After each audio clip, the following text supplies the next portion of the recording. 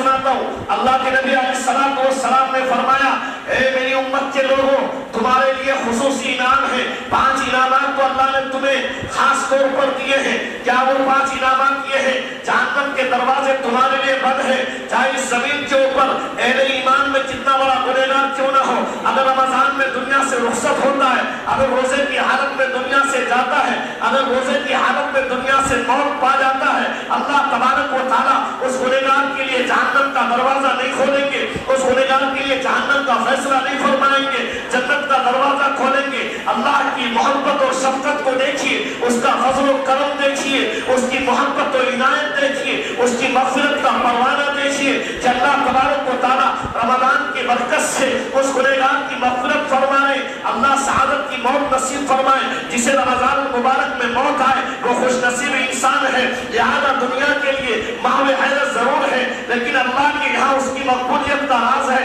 جو دنیا سے رخصت ہو جائے رمضان مبارک کے مہینے میں اس کا بیڑا پار ہے۔ اس لیے اللہ کے نبی نے فرمایا تمہارے لیے خصوصی انعام یہ ہے کہ جہنم کا دروازہ بند کر دیا گیا ہے، جنت کا دروازہ کھول دیا گیا ہے، جنت کے دروازوں کو کشادہ کر دیا گیا ہے۔ میری امت کے لوگوں، اور اللہ تبارک و تعالیٰ نے جنت کے ان تمام مناظر کو 1 دن نہیں 2 دن نہیں بلکہ سال اول سے، بلکہ شوال کی 1 تاریخ سے اس جنت کو سجاتا ہے اور 11 مہینے سجا کر رمضان مبارک کے مہینے میں اعلان کرتا ہے میرے بندو میں نے جنت کو سجائی ہے، جنت تمہارے لیے چمکائی ہے، جنت تمہارے لیے رونق بخشی ہے، لہذا آؤ اس جنت کی طرف جو جنت ساتوں زمین ساتوں آسمان سے زیادہ کی حامل ہے، جو جنت ساتوں زمین ساتوں آسمان سے زیادہ وسیع ہے۔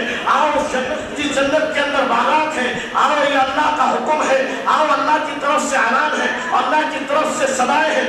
آج کی رات شب قدر کی رات ہوتی ہے، آسمان سے فرشتے زمین پر آتے ہیں، جبریل امین 2 ہی موقع پر آئے ہیں، یا تو کسی نبی پر وحی لے کر نازل ہوتے تھے یا نبی پاک علیہ السلام کی امت پر رحمتیں لے کر نازل ہوتے ہیں۔ آپ علیہ السلام نے فرمایا میری امت میں خصوصی انعامات کے ساتھ ساتھ ایک انعام یہ بھی ہے کہ آسمان کے فرشتے جو سدرۃ المنتہا کے اوپر عبادت پہ مامور ہے، جو عین کعبہ کے اوپر ہے، آسمان کے فرشتوں کو اللہ حکم فرماتا ہے آج زمین کے اوپر چلے جاؤ، زمین میں دیکھو، اس قدر افواج کے ساتھ نازل ہوتے ہیں۔ روایت میں آتا ہے جیسے کنکریاں زمین پر جتنی تعداد میں ہے اس سے کہیں زیادہ فرشتے آسمان سے زمین پر آتے ہیں۔